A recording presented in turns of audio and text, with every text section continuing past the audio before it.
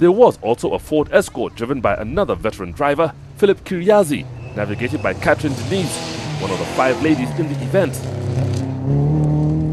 They finished 8th despite a loose steering rack, which made the drive interesting.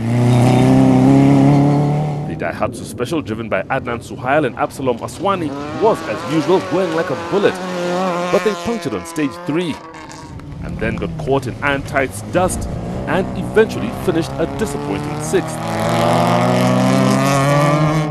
After 3 consecutive wins, Leonardo Veresi and Kigondo Karedi were the favourites for victory again, but a puncture on stage 3 would be their downfall. The 2-wheel drive itinerary only included the first 3 stages, and whilst they were quickest through stage 1, they were only 4th fastest through the others and had to settle for 3rd. Basically, still there's a fight. We're looking at 40 points at stake, so any podium place we're happy with. But today we were a bit unfortunate with the puncture. If Munir Khan and Sam Jethwa were to stand any chance of realizing their dream of winning the championship, they needed to beat Veresi. They were surprised he was quicker on stage 1, but then firmly put him behind them on the next 2. But they still didn't win and had to accept 2nd. Now it's just to concentrate more on the Mombasa Rally and the last event. And I don't know if I win both or anything can happen, but I really want that championship. The quickest of the 2-wheel drives was a 1300cc turbocharged Toyota Starlet driven by Peter Mboro and Julie Moredi. The car was down on power, but they were still fastest through stage 2 and then made their mark on the long stage 3, winning by nearly a minute. This was Peter and Julie's 2nd win of the season, both of which had been won on the Kajiado Plains. I would have felt much better if I'd run with my full boost, then at least I would have been much happier in the drive. It's a bit frustrating when you are running on half power. But it is actually good to be back in the lead. The winners of the Formula 2 category. Peter Mboro had been a clear winner by well over a minute, but what was important was that Munir Khan had beaten Leonardo Veresi. 10 of the 11 starters completed the course, including Joel Mushiri, who finished on his debut event. There were no changes to the top 4 places on the 2-wheel drive championship board, except that Leonardo Veresi's lead had been reduced to 15 points, and Peter Mboro and Adnan Suhail are now only separated by 1. Most of the field was made up of Division 3 crews, but they also made up the majority of what became the highest attrition rate of the season. Sandip Jandu and Gurdeep Mihangra were amongst the first to be sidelined when Sandip misjudged an instruction and they went off on stage 3. They managed to not only find one of the few trees on the route, but also hit it.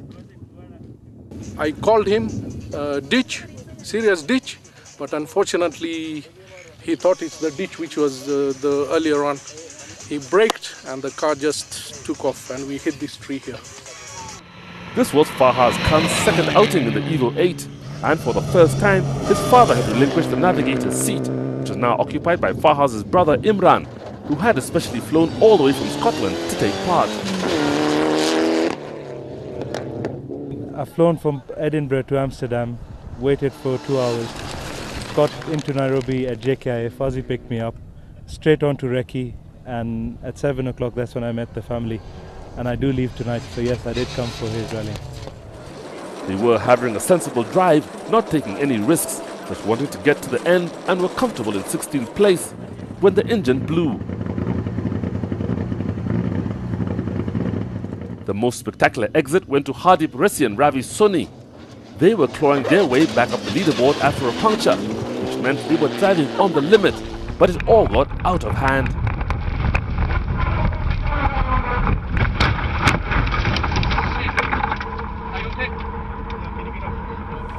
There were no injuries, but were now faced with getting the Evo 9 out of the ditch without inflicting further damage.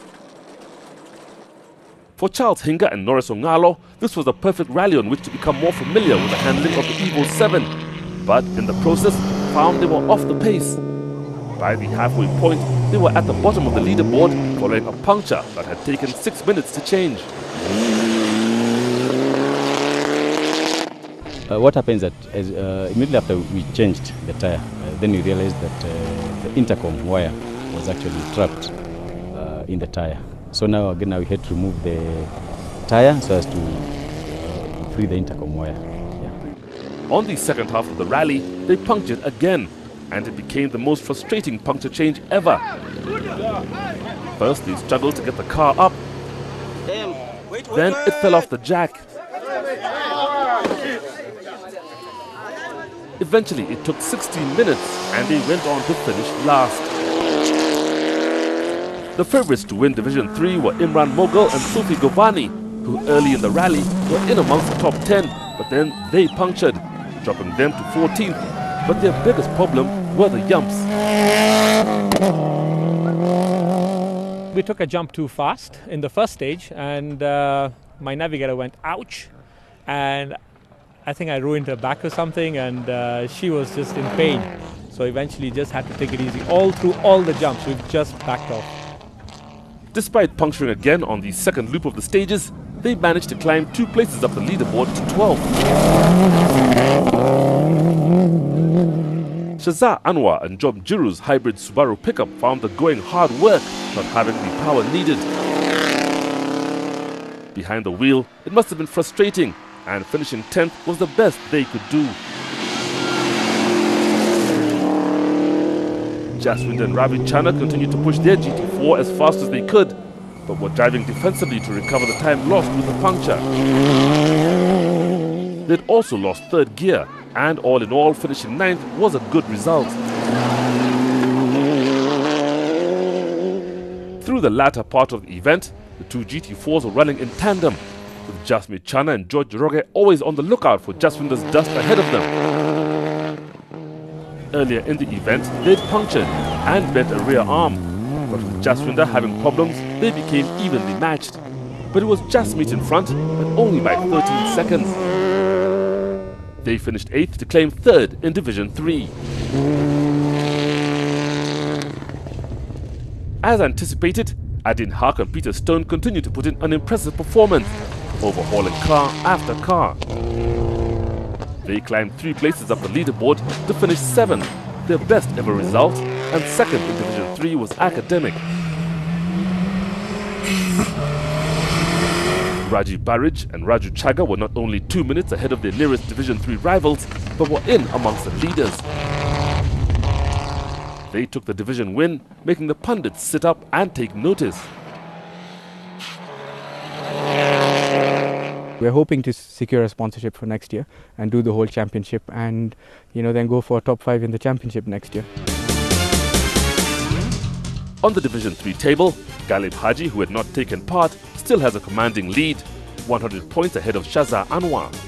Jaswinder Chana moves up a place to 4th, and Raji Barij appears for the first time in 5th. There were 5 crews competing for the honours in Division 2, but as the rally unfolded, they began to dwindle, and by the end, there were none. The favourites had been Anthony Nielsen and Mike Ogopit, but they punctured on stage 3, and the 4 minutes it took to change lost them 9 places on the leaderboard. But more worrying was a misfire which they'd hoped to deal with in service. We lost a little bit of power towards the end of the section. We found out what the problem is, so we're going to try again. We're unfortunately out of the pace now. So. But you're an unhappy chap, obviously. No, I'm not happy today. Yeah, you see that. I hope I've sorted out the miss. Good luck, Anthony. All right, thank you. The misfire was terminal, and they would go no further.